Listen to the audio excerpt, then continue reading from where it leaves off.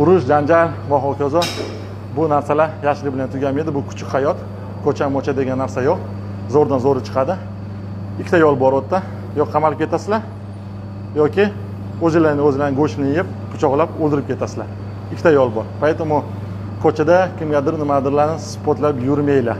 Undan ma'no yo'q. O'zinglar uchun trenof qilinglar.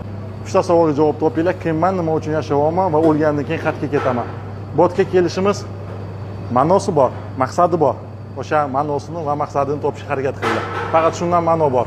Qolgan dunyoviy narsalardan, urush janjallardan, bir-biriga nimadir spotlashdan ma'no yo'q. 5 kunlik dunyo tez o'tib ketamiz. O'lganimizdan keyin o'zimiz bilan olib ketadigan narsalarimiz xotiralar va qilgan amallar. Shu ko'proq ijobiy xotiralarni to'plashga harakat qilinglar va ijobiy amallarni qilishga harakat qilinglar. Oxiri hal qiladigan narsa mana shu bo'ladi. Olib ketadigan narsalarimiz shular. Hech narsa olib keta olmaymiz. Mol-mulk dunyolarni olib keta olmaymiz. Поэтому ulgurib ko'ringlar. Aytadi-yu, bu dunyoga kimlar kelib ketmadi. Hamma ishlari chala qoldi, umr yetmadi. O'shaning uchun dunyoviy ishlar tugamaydi. Ozgina yashashga ham ulgurib ko'ringlar. Qamalib ketsanglar, umrlar ketadi. Ota-ona, farzandlar, sizlar yaxshi ko'rgan odamlar shundan faqat azoblanadi.